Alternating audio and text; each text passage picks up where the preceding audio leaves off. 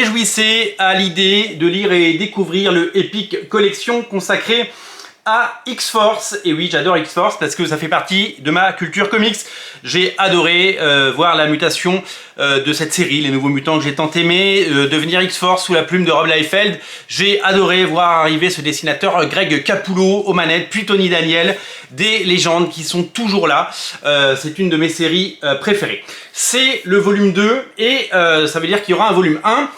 Dans ce volume 2, ça commence à X-Force numéro 16, donc on peut imaginer que les 15 premiers numéros seront dans le prochain, ce qui nous fait dire, faute d'intégrale, dans la collection intégrale d'X-Force, que nous allons dans un premier temps avoir nous allons avoir une édition, une publication de X-Force avant tout dans cette Epic Collection.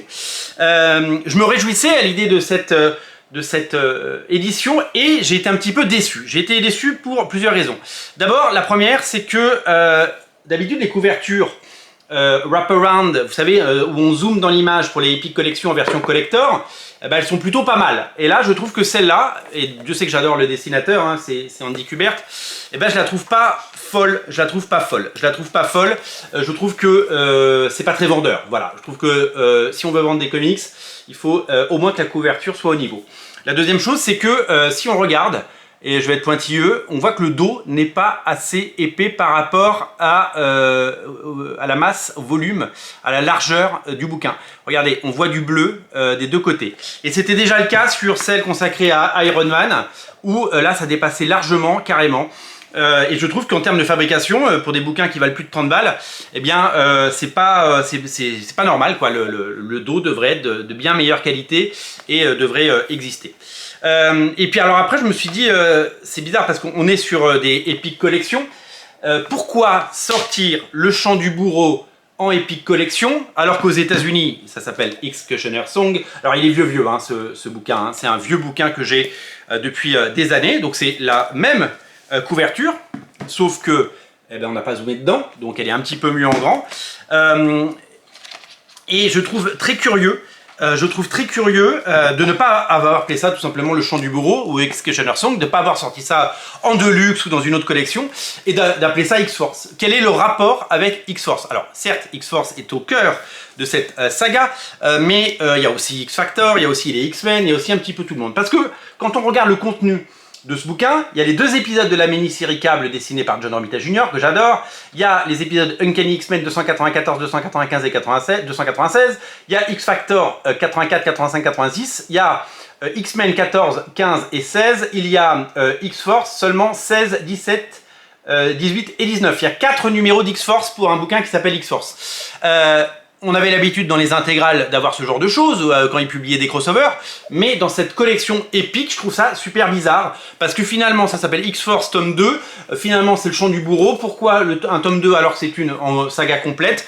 Je pense qu'éditorialement, il aurait fallu le sortir en tant qu'un deluxe, ou peut-être ne pas l'appeler X-Force, l'appeler Le Chant du Bourreau, X-Men, Le Chant du Bourreau, comme aux États-Unis. Voilà, je suis très perplexe et circonspect, comme on dit, par rapport à cette édition. Mais je l'ai pris quand même, parce que je suis fan, parce qu'il y a cette mini-série qui était sortie en récit complet Marvel, absolument incroyable, avec un John Romita Jr. en feu. On fera un page à page, hein, bien sûr, hein, on fera un page à page. Cette série câble, vous vous souvenez comme elle était super chouette, cette série câble. Il y a donc l'intégralité du crossover avec les séries que je vous ai citées, et puis il y a des choses que j'ai trouvées particulièrement absolument géniales. Bon, il y a les épisodes de X-Men par Brandon Peterson, c'est pas les meilleurs, mais il y a plusieurs choses exceptionnelles, avec les épisodes de Monsieur Greg Capullo, et oui, avant Batman, avant Spawn, avant The Creech, avant de revenir chez Marvel, il avait fait X-Force, et c'est comme ça qu'il s'est fait connaître, dans un style qui dénotait complètement par rapport à ce que Rob Liefeld avait pu faire, et qui s'éloignait également de la vibe Jim Lee. Il est arrivé avec son propre style et il a tout dépoté. Ce qui fait plaisir aussi, c'est les épisodes de X-Factor par Jay Lee que je n'avais pas vu depuis un sacré bout de temps. Et quand je feuillette ces épisodes, je me dis qu'est-ce que c'était cool d'avoir un artiste comme Jay Lee. Alors il a changé 10 fois de style, hein, Jay Lee. Il avait ce style au début, il l'a fait sur Namor. Après, il a eu un style beaucoup plus épuré et académique, on va dire, quand il a réalisé des épisodes comme Sentry ou des épisodes comme Les Inhumains. Et puis maintenant, son style, il est tout en finesse. Je sais pas si vous avez vu récemment ce qu'il a fait chez Gin et Mumin, là, le Seventh Son. C'est très différent et c'est super chouette. Voilà, donc moi je me réjouis de ces épisodes, notamment ceux de Greg Capullo. Voilà, malgré les quelques soucis que je vous ai cités par rapport à l'édition. Et puis on termine, mais on en parlera à l'occasion du page à page, par un épisode que j'adore. Où est-il à la fin? Alors à la fin, il y a un épisode de... Il nous cale un épisode des New Warriors, dessiné par Darick Robertson, le dessinateur de The Boys. Et ouais, c'est lui. Et c'est pas du tout, il a un style tout en rondeur. Et il y a cet épisode que j'adore d'X-Force, que j'ai relu pas plus tard qu'hier soir. Ça s'appelle The Dream, où Sam Guthrie, Rocket, s'émancipe de Cable, mais ne veut pas revenir sous la houlette du professeur Xavier, puisqu'il n'est plus d'accord avec lui. Et donc c'est une véritable émancipation de ce personnage qu'on a vu grandir, évidemment, tout au long de ces années New Mutants, qu'on a vu un petit peu en retrait quand Cable est arrivé. Le leader naturel qu'il était a été un peu effacé par l'aura et par la puissance de Cable.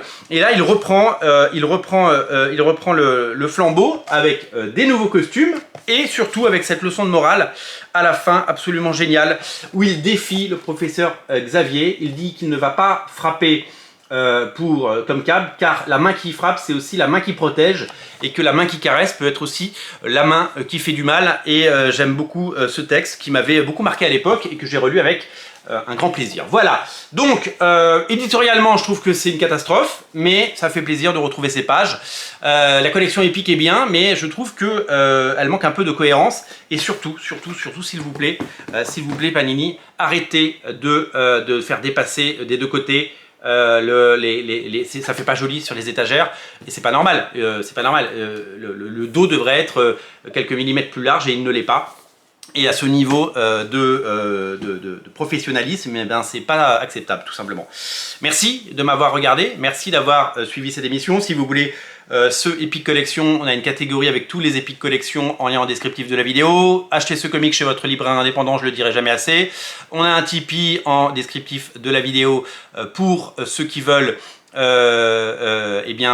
soutenir la chaîne tout simplement. Et voilà, il ne me reste plus qu'à vous souhaiter une agréable journée pleine de comics. Salut!